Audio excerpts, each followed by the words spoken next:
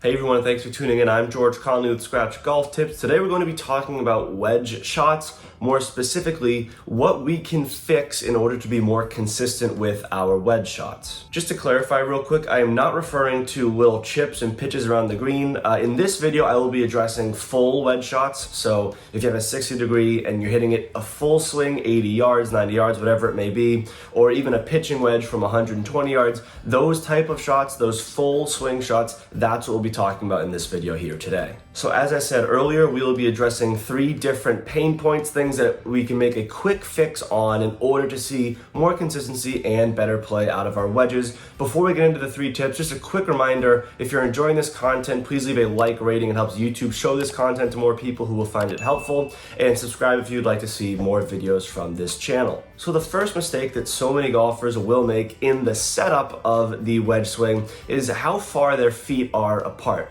Generally, you need a fairly narrow stance. You don't need a wide base like you would for a driver. But even like a 7-iron, you need a much more narrow stance with a wedge, especially if we're talking about a lob wedge or a sand wedge, something 56 degrees or above. You do not need to be shoulder length apart. Myself personally, my feet might be a foot apart from each other, very narrow stance. And this allows for a very controlled swing. I know that a stable base allows for a controlled swing with the driver, but that's because that's a very long club. It's going to be further away from your body, and you're generally going to take a bigger swing at that ball. That is not necessary for the wedge. Now, the reason that wide base at address may negatively affect your wedge swing is because that wide base is associated with a driver swing or a hybrid swing. Those hybrid and driver swings are very different than a wedge swing. With a driver, we are swinging up at the ball. We have shoulders tilted down. We're going up at the ball. With a wedge, we have our shoulders forward and we're swinging down at the ball. They couldn't be more different swings. So by having different setups, you're allowing yourself to become accustomed to those different swings.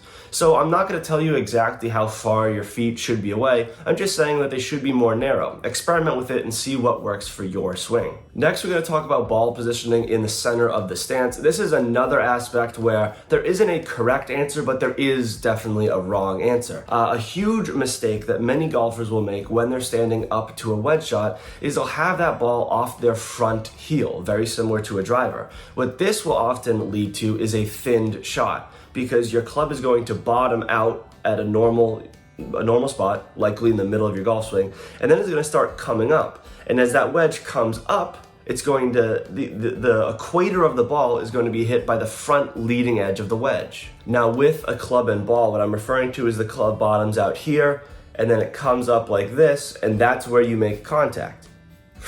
We want to be making contact here, not here. So you're gonna thin the ball, you're gonna scull it over the green, and we don't want that to happen. And it's a very easy fix, because all you have to do is put that ball further back in the stance. Now again, there isn't a perfect place to place that ball in the stance, but it shouldn't be on the front heel unless you're very conscious of it and you're trying to hit a 60 degree over a really big tree or something, and you need to get the ball way up in the air.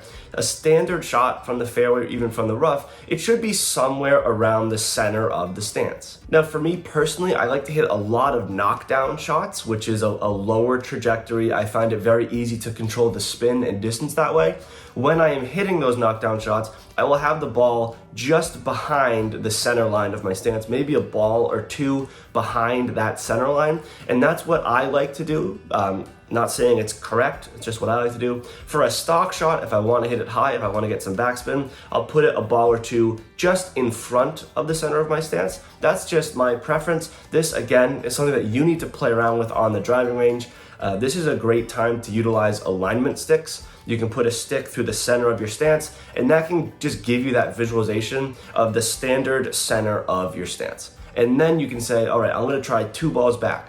I'm going to try 2 balls forward. How about 1 ball back? And just see what you're comfortable with and what can create the best consistent results. Now finally, we're going to address probably the largest swing fault that leads to inconsistent wedge play, and it's a fairly simple fix if you can spend some time on the range, not a ton of time, but a little bit of time on the range just working on that swing feeling, and that is having your weight forward. When I first started golf, I really liked my driver swing, and then I had a lot of trouble with my irons and wedges, but that was largely because I was using that driver swing on all of my other clubs, and it never works. Just like I spoke about earlier with your stance, how far away your feet are, it's similar with the golf swing and with your weight distribution. Because with the driver, we don't have the weight on that front foot. It's just not the way the driver works. The driver has very little loft. You can't swing down on it, or else you're gonna flare it up and it's gonna spin a lot. With a wedge, you want your weight forward. You wanna feel a ton of compression into that ball. You wanna get that backspin. You wanna get that solid strike, and that all comes from having that weight forward.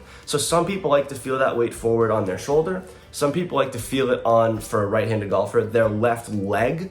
But it's just about feeling out however you can get that weight forward. Even if your weight is neutral, you're putting yourself in a tough spot, because again, this club, if it's neutral, it's going to go like that. It can't really get into the ground. Again, we need ball first, then sand, or then grass contact. If we're not getting ball first, then sand, we're picking at the ball. You can get away with picking at the ball sometimes, but consistently over the long run, it's not a good idea. You're gonna get much better strikes if you're really getting down into the ball. These wedges that we're hitting, a pitching wedge is gonna be 46 or 47 degrees of loft, all the way up to 60 degrees of loft. These are very lofted clubs, the most lofted clubs in the bag. You do not need to help the ball up in the air. You can really smack down on it, and the natural loft of the club is going to get that ball in the air. Now, there are some drills to promote this enhanced weight distribution of getting that weight forward. Personally, I just like to really exaggerate it on the range.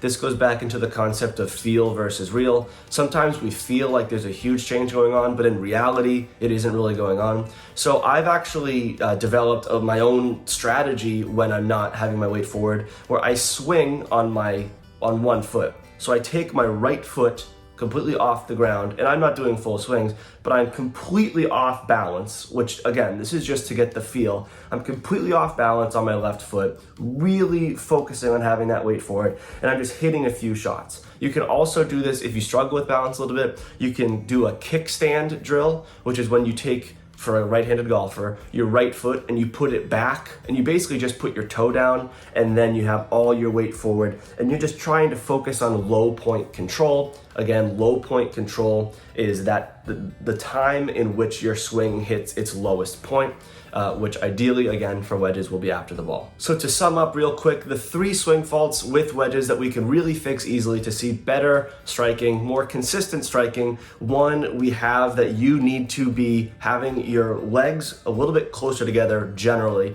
Again, it differs for all golfers, but a huge misconception and a huge issue with many golfers is that their legs are too far apart. Narrow up that stance and see if it works for you. Number 2, we want to have that ball right around the center of the stance. Again, you can play with this a little bit, but if you're having it off the front heel or even the front toe, we want to work away from that actively. And finally, that weight distribution needs to be heavily forward.